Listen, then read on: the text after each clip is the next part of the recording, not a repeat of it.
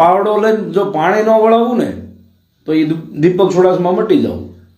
તમે જ્યાં જ્યાં ભૂવાપણી કરો છો, તાવામાં જે ખેલ કરો છો, અને એ ખેલ બંધ ન કરાવું ને તો એ દીપક ચુડાસમા નહીં.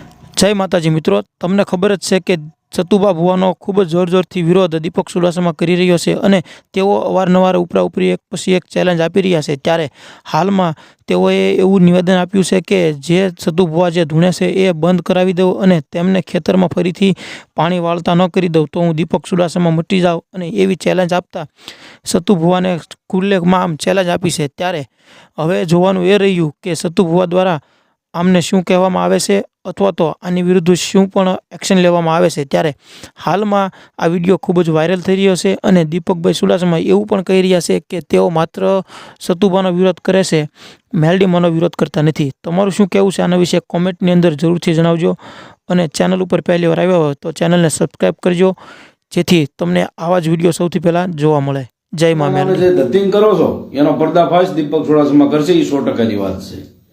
અને ન્યાય એકવાર પાછો તમને પાવડો લઈને જો પાણી ન વળાવું ને તો એ દીપક ચુડાસમા મટી જાવ. તમે જ્યાં જ્યાં ભૂવાપણી કરો છો, તાવામાં જે ખેલ કરો છો, અને એ ખેલ બંધ ન કરાવું ને તો એ દીપક ચુડાસમા નહીં.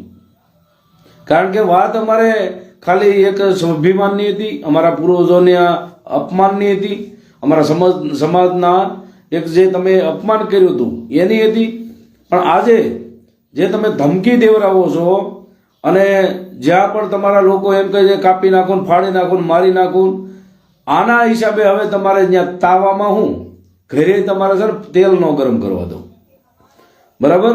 એટલે હવે એ સતુભુવા તમને એ તમારી વાડીમાં જો પાવડો લઈને પાણી ન વળાવું ને તો હું એક ગોરાવા એક દેવી પૂજકનો દીકરો નહીં, બરાબર? એટલે હવામાં ન રહેવું, સતુભુવા હોય કે ગમે તે હોય. અને એક બીજી વાત વધારાની કહું છું કે અમે ખાલી આ ભુવાનો વિરોધ કરીએ છીએ. ભુવાનો વિરોધ એવી વાત કરી દઉં, એનોય ખુલાસો કરી દઉં કે આ ભુવાએ અમારા દેવી પૂજક સમાજના પૂર્વજોનું અપમાન કર્યું, અમારા દેવી પૂજક સમાજના સ્વાભિમાનનું અપમાન કર્યું, વાઘરા કીધા, જહલો વાઘરી કહી અને અમારા પૂર્વજનું જાહેરમાં અપમાન કર્યું છે. એના માટે અમારે વિરોધ અમે કરીએ છીએ.